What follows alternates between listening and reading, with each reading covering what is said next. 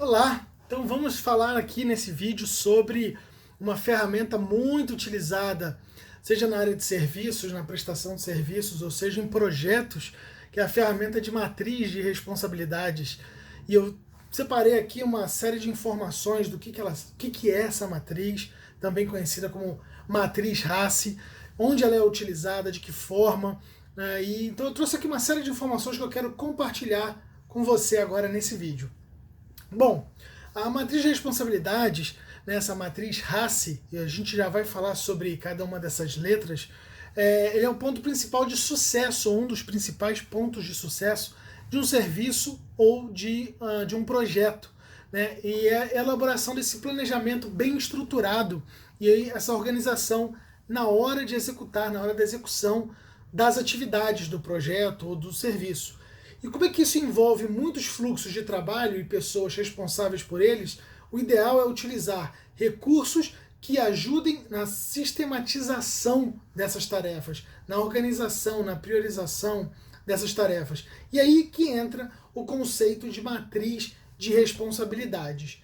E hoje eu quero então falar para você como a gente utiliza essa matriz, né? De que forma essa matriz ela agrega valor nesse serviço e, né, ou num projeto. Se você for gerente de projetos ou participar de um projeto, fatalmente você vai encontrar na sua frente essa matriz de responsabilidade, matriz RACI. Né? E a matriz de responsabilidade, também conhecida como RACI, RACI, é um instrumento muito eficiente. O seu principal objetivo é a atribuição de funções e responsabilidades dentro de um processo, dentro de um serviço, dentro de um projeto, sendo uma das mais importantes definições dentro de um gerenciamento de projetos, por exemplo. E as atribuições e responsabilidades e funções, elas devem ser formalizadas e documentadas, para evitar justamente dúvidas e conflitos entre os membros da equipe de um projeto, de um serviço, dentro de que profissional é responsável pelo que dentro do projeto. E essas definições, essas atribuições, elas devem estar diretamente, intimamente ligadas à definição do escopo desse serviço, do escopo desse projeto. Bom, quais são os tipos, né? Que tipos de matriz de responsabilidades existem dentro desse mundo de serviços e de projetos? Essa atribuição é uma função que tem a ver com quem faz o quê. E já a atribuição de responsabilidade se refere a quem decide o quê. E o registro dessas informações pode estar dentro do seu software de gestão de projetos, dentro de uma planilha de Excel, dentro de um documento Word, dentro de um quadro como esse aqui atrás, que a gente está vendo aqui. Isso não importa.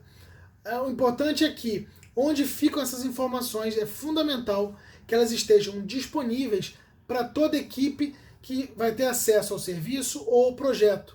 E esses dois tipos de matriz de responsabilidade são para pessoas e atividades ou para funções e fases de um projeto. No primeiro caso, no caso de servir para pessoas e para atividades, são listadas nas linhas as fases do projeto ou as atividades da organização. Já nas colunas, teremos a relação de equipe de trabalho. Então, cada coluna vai ter a sua equipe de trabalho. E como pode ser observado, né, no exemplo que eu vou mostrar aqui para você, a utilização da matriz de responsabilidade não tem como ter dúvidas de que funções, de que responsabilidades cada membro da equipe tem em cada fase do serviço ou do projeto. E como é que pode ser observado nesse exemplo? A utilização dessa matriz de responsabilidade não tem como ser separado a atribuições diferentes. Por exemplo, uma mesma atividade ter um responsável, ele achar que ele deveria ter sido só informado, ou a pessoa que era informada tem alguma responsabilidade. Então esse tipo de dúvida ou de exemplo a gente elimina ou mitiga muito fácil com uma matriz de responsabilidade. E no nosso segundo exemplo, nas funções e fases de um projeto, temos dois grandes grupos de colunas, que são atividades e responsabilidades. E a coluna de atividades é subdividida em fase e distribuição dessas fases, né? Então você tem aqui a fase 1, as suas atividades, a fase 2, as suas atividades. Já as responsabilidades, elas são subdivididas entre as ações necessárias de consulta, de execução, de apoio ou de aprovação. E nas interseções são mencionados os membros da equipe e responsáveis por tais ações. Bom, outra coisa importante é como é que ela pode ser implementada dentro da sua área, dentro do seu serviço ou dentro do seu projeto. Se você estiver participando como gerente ou coordenador de um projeto, está montando ali a estrutura da matriz RACI. Então, como eu disse antes, a matriz de responsabilidades ela tem 4 letras, né? R, A, C, I, onde a letra R, a primeira letra, a letra R, é de responsável por realizar a atividade, o entregável, aquela atividade. Então, pintar uma parede de uma obra, quem é o responsável que vai realizar aquele entregável? É o pintor. Ou, se tiver muitos membros da equipe, né, pode ser um pintor, um auxiliar, mas é o pintor.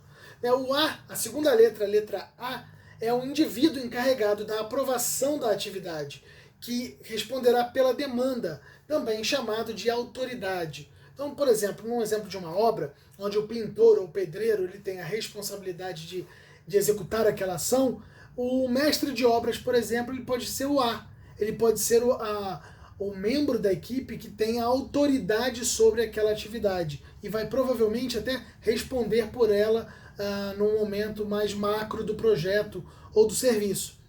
A letra C é a pessoa que é consultada sobre aquele processo, sobre aquela atividade. Então, de repente, para você pintar a parede, você tem que consultar um eletricista para saber se ele precisa fazer alguma coisa na parede antes de pintar, ou furar, quebrar, fazer alguma coisa. O I, a quarta letra da nossa matriz de responsabilidade RACI, aí é aquela que que deve ser informado, é o indivíduo, é o profissional que deve ser informado sobre a tarefa, né? Por meio de aviso, de e-mail, chat, mensagem de texto, de áudio, de vídeo, sobre a conclusão daquele fluxo de trabalho. Né? E agora então, já que temos assim essas funções, podemos dizer que a criação da matriz ela é rápida e simples. Então o mais trabalhoso é você já ter a lista das suas atividades e ter quem são os envolvidos, né, naquela atividade, naquele projeto, naquele serviço, para que você agora comece a dê letra, melhor aos bois, dê letra a cada um desses profissionais. E para isso é fundamental listar as etapas do projeto, do serviço, nas linhas e colocar os integrantes dessa equipe, né, as funções, nas colunas, que também está sendo mostrado aqui nesse exemplo que eu trouxe para você. Bom, e a partir daí, então, basta você selecionar, ou melhor, relacionar as atividades, né, de cada indivíduo, né, de alguém específico, e utilizar as letras para determinar as responsabilidades para cada um desses indivíduos.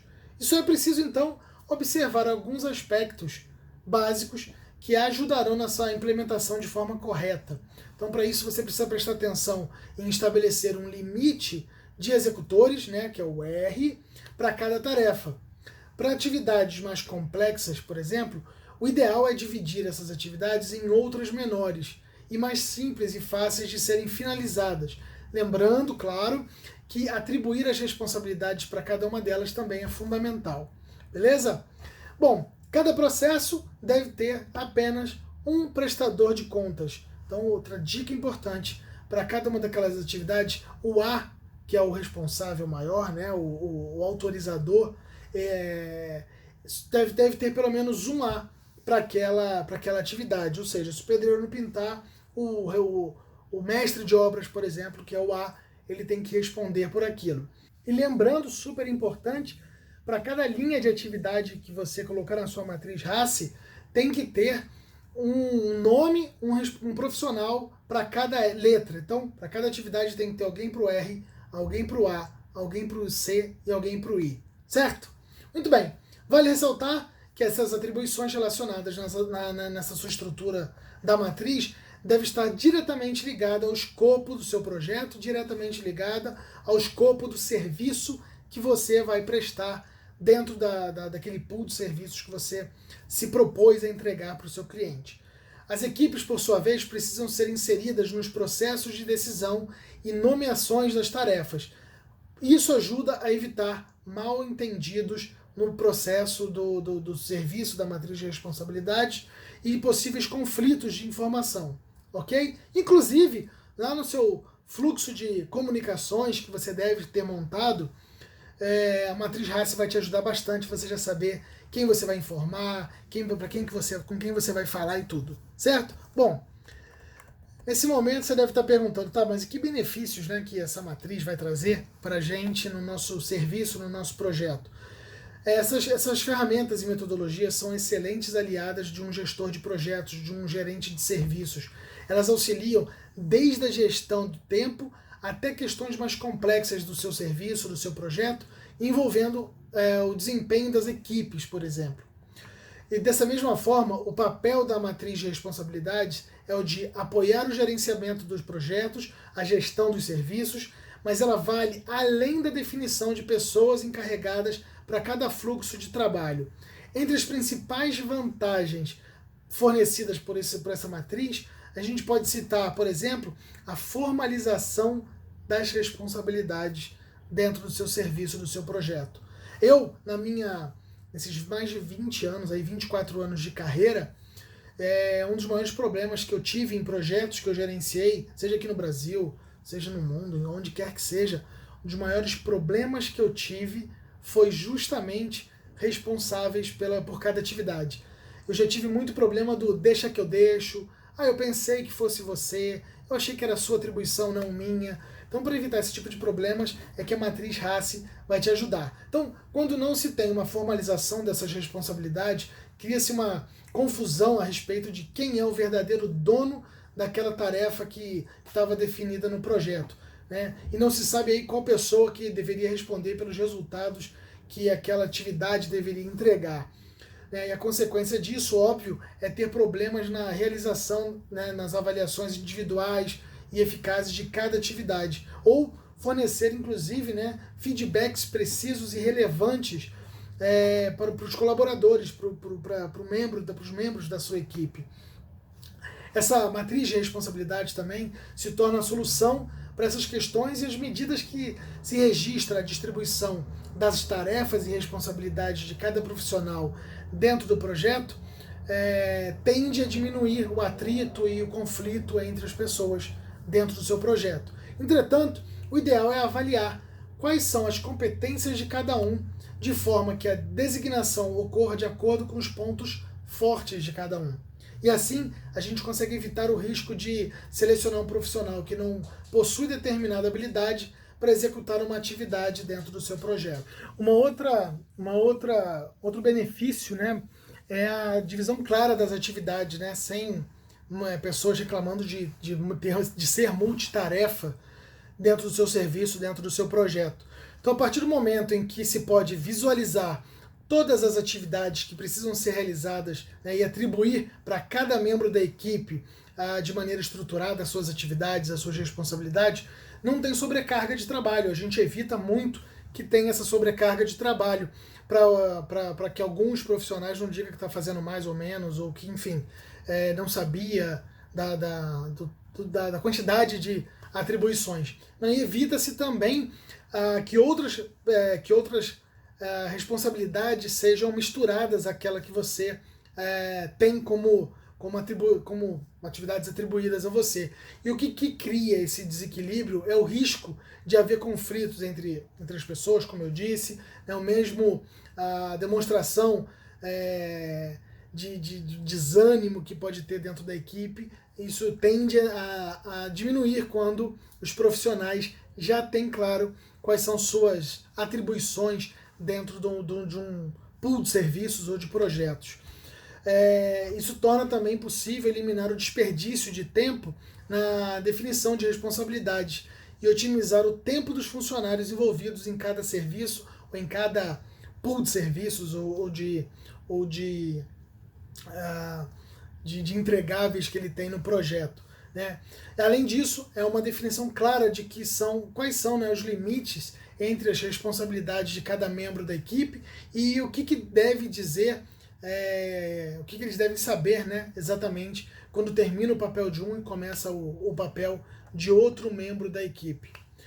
Outro benefício interessante é um melhor rastreamento de informações, onde a gestão das informações ela é fundamental para um processo de tomada de decisão. Então, até para você, se você já é um gestor de uma equipe, né, de equipe de prestação de serviço, ou você é um gestor de um projeto, ter esse rastreamento das responsabilidades te ajuda, né?